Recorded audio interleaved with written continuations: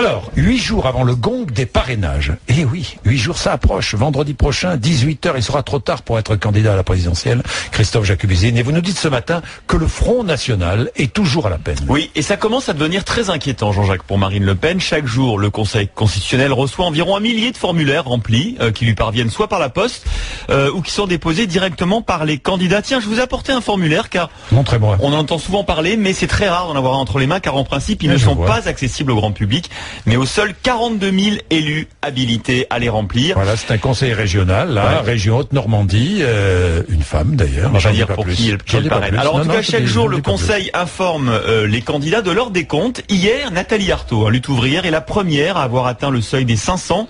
Elle a apporté ses 48 derniers parrainages au Conseil Constit, atteignant ainsi 521 signatures. Tout à l'heure, à 10h30, Jean-Jacques, ce sera au tour de Jacques Cheminade d'apporter sa dernière salve de signatures. Mais, selon nos informations, toujours pas de Marine Le Pen à l'horizon, à qui il manque encore une trentaine de signatures. Vraiment ? Mais vraiment, alors qu'elle est créditée de plus de 15% des intentions de vote? Oui, et il y a plusieurs raisons à cela. D'abord, il faut le dire, le Front National de Marine Le Pen n'est pas aussi bien organisé que celui de Jean-Marie Le Pen. Il y a eu un flottement à l'automne, avec l'éviction de plusieurs cadres du FN proches de Bruno Gollnisch, notamment, qui avait perdu la bataille des primaires. La candidature aussi de Karl Lang pour l'union de la droite nationale a aussi entraîné d'autres départs. Bref, la campagne de collecte de parrainage a pris du retard. Et puis les maires ont vu arriver des militants du Front National qui ne correspondaient pas à ceux dont ils avaient l'habitude. Par exemple, Jean-Jacques, les militants venant des milieux ultra-catholiques ont déserté le Front National de Marine Le Pen, plus ouvert sur les sujets de société. Or, ces militants, bien habillés, bien articulés, étaient de très bons collecteurs de signatures. Marine Le Pen s'en est aperçue, mais un peu tard. Sa déclaration de la semaine dernière sur le possible déremboursement de l'interruption volontaire de grossesse, alors qu'elle a toujours été pour, est finalement un appel du pied à ces anciens militants extrêmement efficaces sur le terrain. Vous nous dites que l'hypothèse d'une non-candidature a déjà des conséquences concrètes? Mais oui, très concrètes même. Les banques ont coupé les vivres du Front National. Elles ont bloqué les 8 millions d'euros nécessaires pour faire campagne.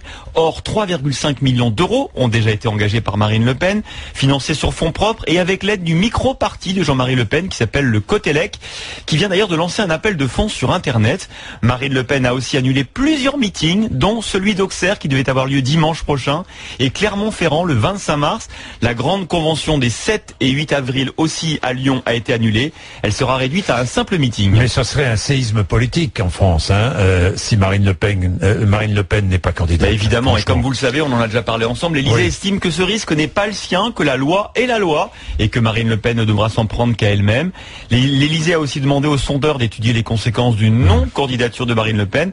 On le sait, c'est Nicolas Sarkozy qui serait le grand vainqueur, notamment parce que depuis plusieurs semaines, il soigne l'électorat du FN avec toutes ces thématiques, comme la viande halal ou l'immigration, on l'a entendu encore avant-hier. François Bayrou aussi se frotte les mains. Il est convaincu, lui, qu'il recueillera une partie des voix des Français qui veulent sortir du système UMP-PS. La vérité, Jean-Jacques, c'est que personne ne sait aujourd'hui quelles seraient les conséquences de ce tremblement de terre politique. Que serait la non-candidature de Marine Le Pen? Je vais vous faire mon pronostic, Jean-Jacques. Ça va jouer à 10 voix au-dessus ou en dessous des 500. Bien, merci Christophe Jacubizine. Vous êtes militant du Front National. Que faites-vous si Marine Le Pen ne peut pas se présenter? Dites-nous 32 16 rmc.fr, 7h26.